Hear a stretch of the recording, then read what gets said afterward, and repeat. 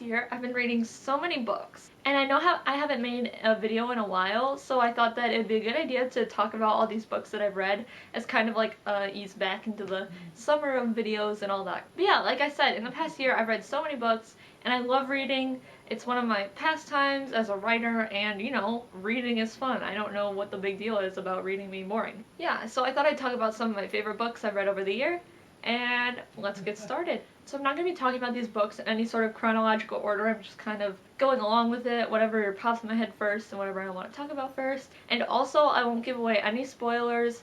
I will just kind of give like the summary of the plot, kind of. So this is safe for viewing if you do want to actually read these books. The first series I want to talk about is called The Mortal Instruments and the Infernal Devices series.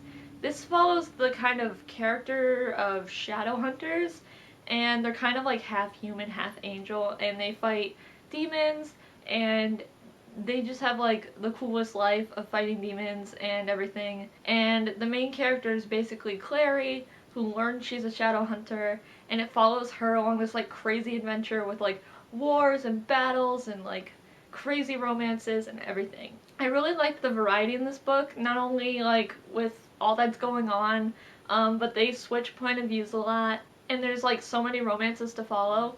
I like a little bit of romance, but they don't like overwhelm you with it. So I thought that was good, and the changing perspectives kind of keeps you on the edge of your seat and like looking forward to your favorite characters coming up next, and you know, that kind of thing. But yeah, it's super cool. I finally finished. It's like 7 books or so, which kind of was intimidating to me because I don't like really long book series, but I read it anyway, and the last book was great. It ended perfectly, and I thought the last book was just perfectly well written and everything. It didn't leave with a cliffhanger, it didn't leave with a stupid ending, it left it off perfectly fine. Now in this book there is a lot of dramatic parts. There's a lot of horror and violence and fighting and all kinds of mystical creatures like shadow hunters, demons, vampires, werewolves, warlocks, and all that kind of thing. So if you're kind of into that fantasy thing, then it's definitely for you. And also the Infernal Devices is kind of like a sub-series of that. It's put into the past of the Victorian era. I don't know, I just love the Victorian era stuff. So it follows this girl named Tessa, who's also kind of a shadow hunter. She's not really sure what she is, but she meets 2 shadow hunters, and she ends up having this really amazing love story that's probably one of the best love stories I've read in a while. But yeah, I really recommend both series. I would read The Mortal Instruments first, but the characters of the Infernal Devices do come into play in the last Mortal Instruments book. I ended up reading the Infernal Devices before I read the last book, and I think that helped a lot. But yeah, if you're looking for a long read and something you're probably going to fangirl over, I would recommend that series. Next up is a book that I really love. It's called Fangirl. It follows this girl that goes to college, and she wants to be a writer, but the only thing she writes is fan fiction. I thought this was really funny, kind of a funny, like, unique story.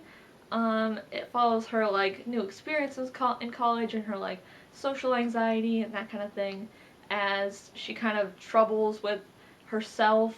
It has a really great romance story to it, but it's not all about that. It's just a big chunk of it. And I don't know, for this book, I really liked the ending. And the ending is, I think, what, like, really brought it all together in the end. And I don't really know how to explain this book other than that, but I just really think it's a good read. I read it, like, in a week over a vacation, so I recommend it for a great summer read. Next up is Girl Online by Zoe Sugg. First of all, I have to say that Zoe Sugg, I love her to death, okay? I love her. She's like my fashion inspiration and all that, and she's like the coolest person ever. But I know that she is not a writer, so I want to say that first before I start explaining the book.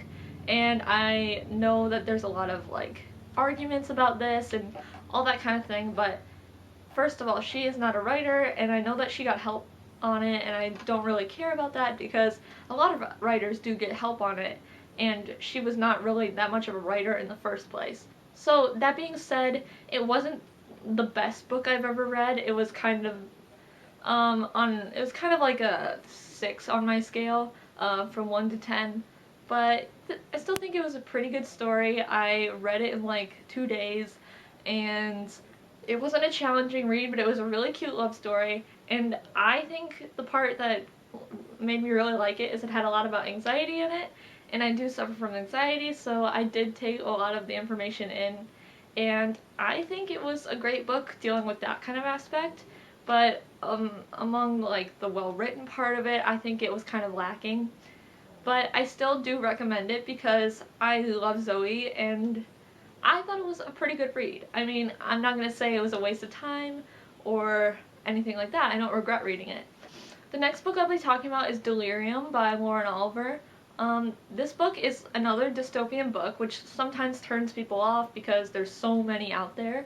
But I thought this one was really cool because it follows the story of a place that thinks that love is an actual disease.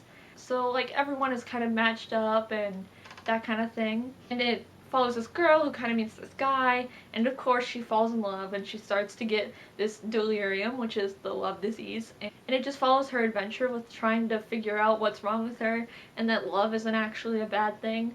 And I thought it was so good. I read it like super fast for how pretty big it is. But I totally recommend it. I think it's a series of 3, but I've only read the first one, so I still definitely need to pick up the other 2. But yeah, I totally recommend it. I read that one a little while ago, so I can't really remember details, and I don't want to spoil anything for you, so that's all I'm going to say about it, but I totally recommend it. It's really well written, and the story is like super suspenseful, and it just had me going from the beginning. The last favorite book of mine I have to talk about is The Great Gatsby by Scott Fitzgerald. We just finished this in school and we had to read it for school. When we first started it, I had a feeling that I would really like it because it's the 1920s, and who doesn't love the 1920s, obviously. Once I started reading it, I was hooked. There's so many symbols in it, and if you do read it on your own, I super duper recommend you to go and look up the symbols and motifs in it on SparkNotes and what everything stands for and all that, because if it wasn't for that, I probably wouldn't have liked the book just as much. But it follows the love story of this girl and a boy. I'm not going to say who, I don't want to spoil anything for you, but and just like things keep happening, and it deals with like the corruption of society in America in the 1920s. And honestly, I just love this book so much. I bought the movie 2 days ago, and honestly the soundtrack and lines from the movie have been stuck in my head since, and I recommend both of them, which are both now my favorite movie and book, 100%. It's a big love story, but I feel like that's not all of what it is, and I feel like if love stories are not really your thing, you should still read it because it's a super classic novel and the literature is just perfect in it. Like, I want to quote everything that I've read in there so far, and I've been quoting it the last, like, week or so, yeah. But The Great Gatsby has now been pushed to the top of my book list, and I definitely recommend it to anyone who's looking for, like, a quick read, and yeah, I'm like, super in love with this book. So yeah, I hope you guys enjoyed me talking about books. Go check out my other video that's kind of like the year of art in review or something like that. I don't know what I'm going to title yet, because I have updates at the end. And also thank you for all the new subscribers. If you're not subscribed yet, please do. I'd love to have you here sharing my videos with me. Leave a comment if you have any suggestions or ideas for future videos, and I'll definitely see you guys later. Bye!